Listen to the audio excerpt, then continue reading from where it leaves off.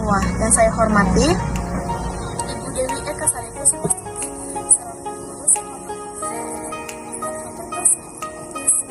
teman-teman sekalian yang berbahagia. Sebelum memaparkan materi dari kelompok kami, izinkan saya sendiri memperkenalkan nama-nama anggota dari kelompok 6. Yang pertama ada Asristian Safira, yang kedua dengan saya sendiri sebagai di kelompok 6 yaitu Firda, yang ketiga ada Muhammad Maulid Akbar,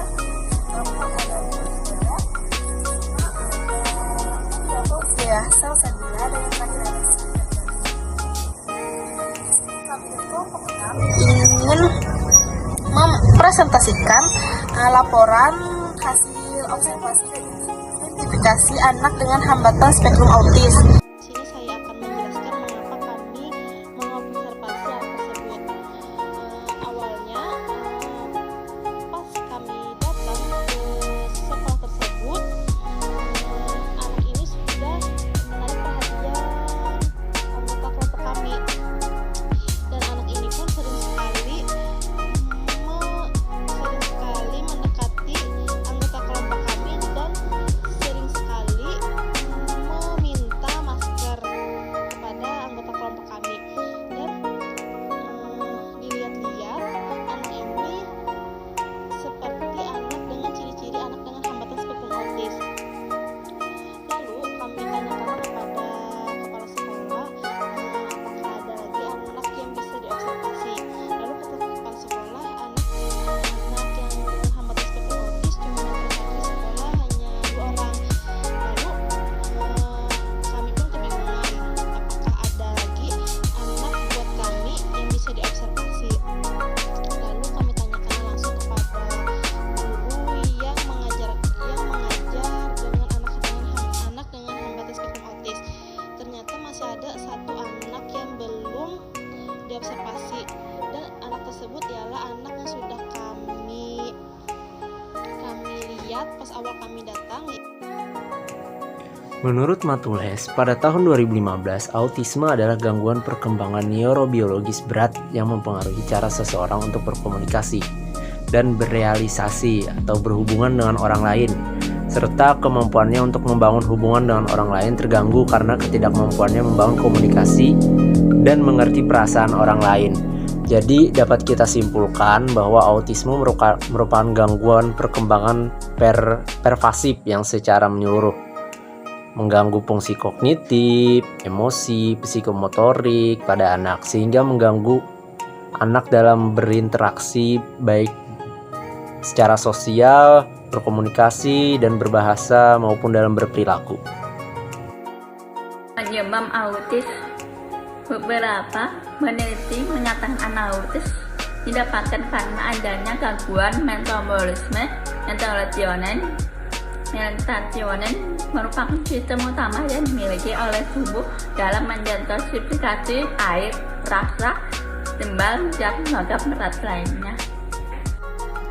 Baik, selanjutnya ada profil sekolah. Nama sekolahnya ada di SHB Negeri 2 Martapura. Kepala sekolah bernama Erna Sudayanto SPD. Alamat ada di Jalan Menteri 4 nomor 25, Kelurahan Desa Sungai Paring, Kecamatan Martapura, Kabupaten Banjar, Provinsi Kalimantan Selatan. Anak yang bernama Muhammad Anwar Hasanuddin berumur 10 tahun, kelas 3 SD, tempat tanggal lahirnya Martapura 28 Oktober 2011. Anak ini anak pertama dari 2 bersaudara. Status anak ialah anak kandung. Jenis kelamin laki-laki, bersekolah di SLB Negeri 2 Martapura. Lalu adapun data orang tuanya, yang pertama ada identitas ayah. Nama ayah Muhammad Solik, beragama Islam, umur beliau 48 tahun, pekerjaan sebagai pedagang, alamatnya Jalan Cindayalus, Gang Hafara, RT 08 RW 03. Lalu adapun identitas ibu,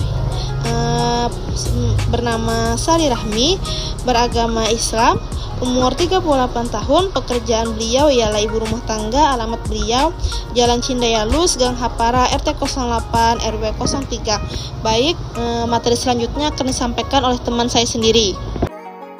Dari hasil identifikasi kami menggunakan dua jenis instrumen DSM-IV dan checklist MCET, serta wawancara orang tua, kepala sekolah, guru, dan tetangga, diketahui bahwa anak yang kami observasi menunjukkan ciri-ciri yang tampak, seperti suka kebebasan dan susah diinstruksikan untuk berdiam diri. Bahkan anak sulit untuk melakukan komunikasi dua arah dan terlihat sangat hiperaktif. Selanjutnya, analisis hasil identifikasi. Narasumber dalam kegiatan identifikasi kami terhadap anak dengan spektrum autis adalah kepala sekolah, guru wali kelas, tetangga, serta orang tua dari anak itu sendiri. Kami menggunakan instrumen wawancara yang telah kami susun. Instrumen yang kami pilih adalah checklist MCET dan DSM-IV untuk memudahkan kami dalam memperoleh data. Ciri-ciri yang tampak pada anak yang kami observasi adalah sulit untuk melakukan komunikasi dua arah. Selain itu, anak juga jarang melakukan kontak mata. Menurut hasil wawancara kami yang kami lakukan dengan orang tua, bahwa ciri awal yang terlihat sehingga orang tua merasa anak mereka berbeda dari anak pada umumnya adalah saat menginjak usia 5 tahun. Dikarenakan sangat sedikit kosakata yang dapat diucapkan secara jelas dan anak terlihat sangat hiperaktif.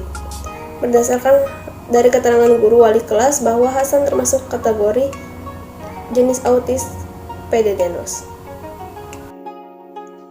Dari hasil observasi ini dapat disimpulkan bahwa perilaku subjek menunjukkan ciri-ciri anak autis, yaitu kurangnya interaksi sosial, komunikasi yang kurang bagus, sesekali anak merespon kalau dipanggil atau semacamnya, sesekali juga tidak, tapi lebih sering tidak, mengatakan kata-kata yang aneh atau tidak jelas artinya. Cuman dia yang mengerti dan beberapa orang serta temannya saja mungkin yang mengerti bahasa tersebut atau kata-kata tersebut. Sekian video presentasi dari kelompok kami. Mohon maaf apabila ada kesalahan dan kekurangan. Saya Astrid Zahra Sapira mewakili teman-teman kelompok pamit undur diri.